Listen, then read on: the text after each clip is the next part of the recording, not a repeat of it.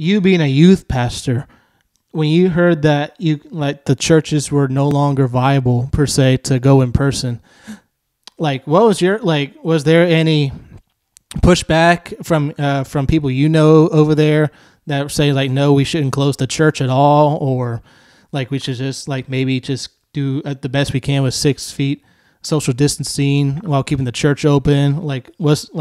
Take me behind the scenes. You being a youth pastor at the Lear there, what was the process going through? Well, it was interesting because when the NBA shut down and all that stuff broke out, I think that was a Wednesday night. Mm-hmm. At that point, it was still in our county, Shelby County in Tennessee, when we got to the weekend, that particular weekend, not a single case in our entire county and only 7 cases in the entire state of Tennessee, and they were all in Nashville area. So we had church that weekend. We had some extra hand sanitizer, and we, didn't do meet and greet, and we took some of those precautions to help people. We spread out the chairs a little bit, not 6 feet, but spread them out a few inches just to give people a little more space. But it didn't even register for most people at that time because nobody in the county even had it.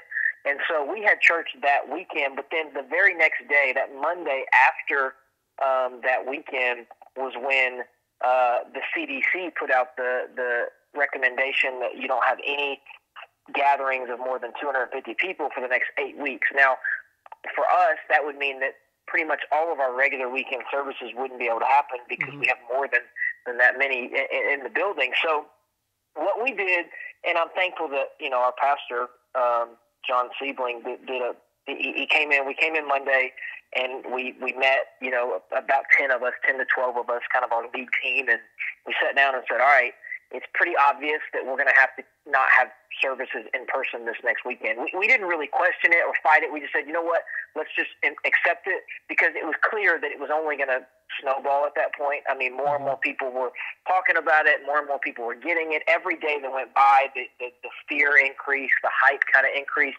And so it was inevitable. We knew that services would at least have to be canceled for the next weekend. And so instead of just trying to say, you know what, let's get through this weekend and then figure it out, we went into kind of a battle plan where we decided, you know what, let's just plan and let's come up with a plan this week just in case this thing goes on for months. Let's just pretend that we're not going to be able to meet in our physical building for 2-3 months. At that time, it seemed crazy to think that was possible. Mm-hmm. At that time, it felt like it was only going to be a week or two, and then we'd be back. But we decided, you know what? Let's not take any chances. Let's go ahead and plan like this is going to be a long-term thing, so we can be the most effective. And so, from that moment on, we got to work on coming up with a strategy for, serving, a strategy for life groups, our small groups, a strategy for online services, and staying connected with people, and how to keep everybody engaged. We kind of spent the next 48 hours and came up with a plan, and then rolled it out, and then we've basically been in that plan ever since. And so there wasn't a ton of pushback. I think at first there was a little bit of disappointment, obviously, because everyone loves being in church and being around each other and seeing each other, and so there was initial disappointment and maybe a little bit of I don't know what this means. What is this going to mean for our church? What is this going to mean for the church in the whole country? Who knew? It was kind of an uncertain kind of feeling. But we decided to just stop focusing on the uncertainty and focus on what we did know, and that was that, okay, we're not going to be meeting in our building, so how do we make it the best we can make it with what we have? And so then we started working on it. And I'd say, as much as we'd like to have services in our buildings, the last 5 weeks that we haven't have been, as good as they can be. I think they've been pretty good for us. So, but to answer the question, there wasn't a strong pushback. And we were on the phone with a lot of large churches, both in the city of Memphis and around the country, just getting an idea of what everybody was doing, so we could be on the same page. And once the other larger churches, there's a handful of them in Memphis, we kind of all decided it was obvious, okay, we need to close our doors. Mm-hmm. So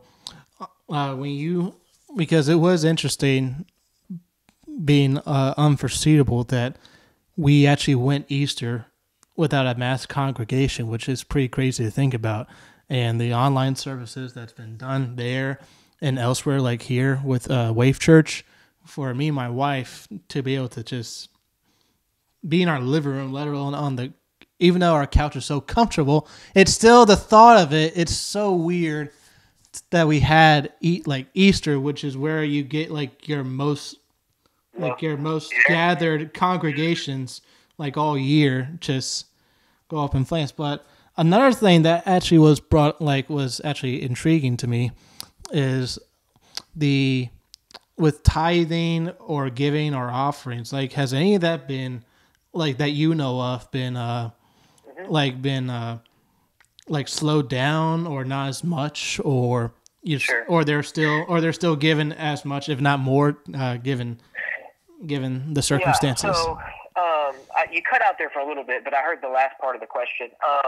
So yeah, in terms of giving, obviously that's one of the main concerns for a church that can't meet in person is financially surviving. I mean, not just you got to think about it like this.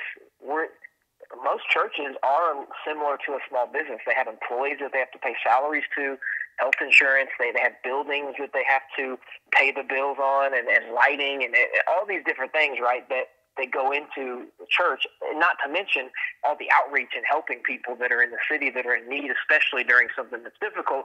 So the financial need is still there. And, I think some people forget that it's not like when the church is asking people to give in the middle of a crisis. It's for a lot of reasons. One, we believe, like the Bible says, that it's a sign that you trust God. But two, it helps a church survive, and not just survive. In our mind, we want to thrive and make a difference in our city. So I think, to answer your question, to be totally honest with you, our finances have been really good. Our church has rallied and been really generous. And we've had some really strong weekends. And obviously there's people in our church that are affected. Some of them have lost their job and they don't have an income. And so when you don't have an income, there's very little you can do financially.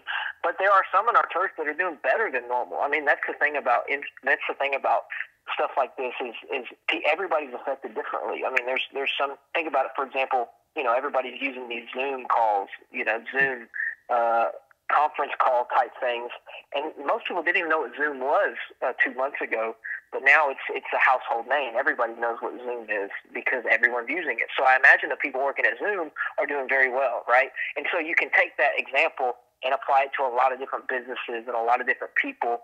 Some are struggling, no doubt, and we're trying to help them. But some are doing really well, and so the people in our church that are doing really, really well are leaning in a little more and being extra generous because they know that we're going to use that money to make a difference. And so far, since this whole thing started, and we tell our church this so they understand, we're not just storing up money for the heck of it. We're putting it to use. We've given away over 500,000 meals in Memphis since this thing started. So in about 5 weeks, we've given out over 500,000 meals. And that alone is obviously pretty significant.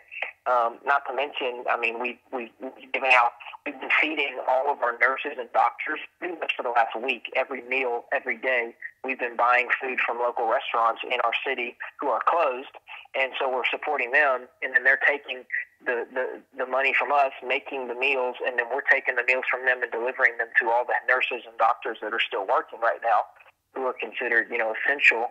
And so I guess my point is we try our best as a church to show our congregation and the people in our church that we're not just storing up money and asking you to give because we want you to give or because we need money, but because we want to make a difference in our city. And I think most people recognize that, and that's why they're generous, is because they know we're making a difference in our city. And so they rally around. A lot of times when stuff gets more difficult, generous church rallies even more and gives even more so that they can continue to be the church, in the city. And so I think that's been a cool thing that's happened in this whole thing, is just the level of outreach and generosity has really gone to another level in our church. So I know there's some churches probably that are struggling. I imagine a lot are because it's a difficult season, just like a lot of people are struggling. Yeah. But our church in particular has done really well. Yeah, just to kind of veer into a little bit, amidst of all the things to happen, especially with this outbreak and whatnot.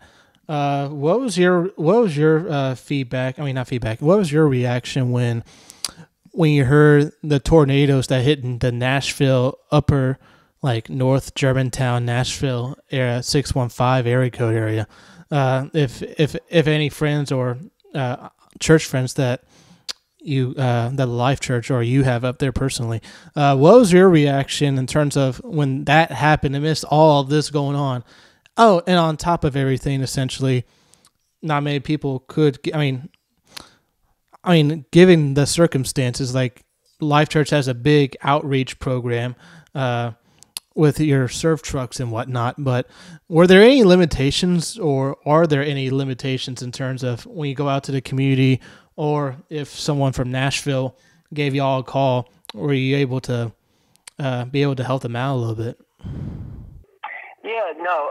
So when that happened, obviously it was heartbreaking. Just like anytime something like that happens, and I did know people that I don't know anybody personally that had lost their house or lost their life, but definitely friends that posted on social media like, this is one street down from me, and it was a lot of damage. But what's interesting is when that happened here, our state wasn't in any kind of shelter at home policy yet, so we technically weren't quite at the level we are now. So you could leave the house, and a lot of people were still working. It was in that, like, no social gatherings over 10, so we were trying not to have more than 10 people. So to answer your question, we sent a couple teams to Nashville right away. And the timing of it was actually really interesting, because I think, if I remember correctly, the tornadoes happened, and we had a bunch of people sign up to go on this trip, and then the kind of mandate came down that you didn't want to have any groups of more than 10 people together. So we had to trim the team. We had more than 10 people sign up for the team, so we broke it down a little bit, and ended up sending 2 teams of about 10-ish to Nashville to help with the relief. And so there are some limitations. Obviously, you can't take as many people as you might want, and sometimes when you're serving, you got to use some masks. When we serve now in the community, we've limited the amount of people that can serve pretty much to just our staff, whereas normally we would say anybody in our church that wants to come volunteer and help serve, you can come.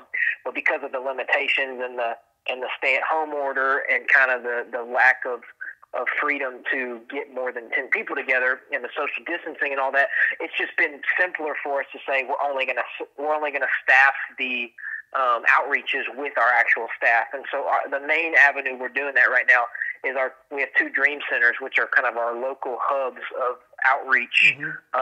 We basically do food lines where we pack up groceries and pack them into boxes and bags, and then we have cars drive on the lot throughout the day, and we're just putting the groceries in their trunk, basically. So all of our team has gloves and masks, and nobody gets out of their car. They just basically pull onto the lot, and we load the groceries in their back trunk, and then they leave the lot, and we just kind of go through family after family a few days a week. So it's definitely impacted maybe how we serve or how interactive we can be, but we're still making it happen. We've got some kind of a little bit of assurance from our mayor that it's okay for us to both serve the community. They actually have asked us to serve our community because our community needs it.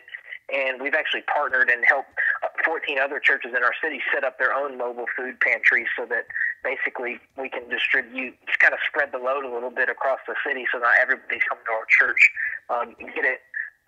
And then he's also given us a little bit of like a assurance that it's okay for us a few of us to gather at church to record messages and go online and all that kind of stuff. So we've had some freedom, but obviously, like everybody else, we're restricted in a lot of ways.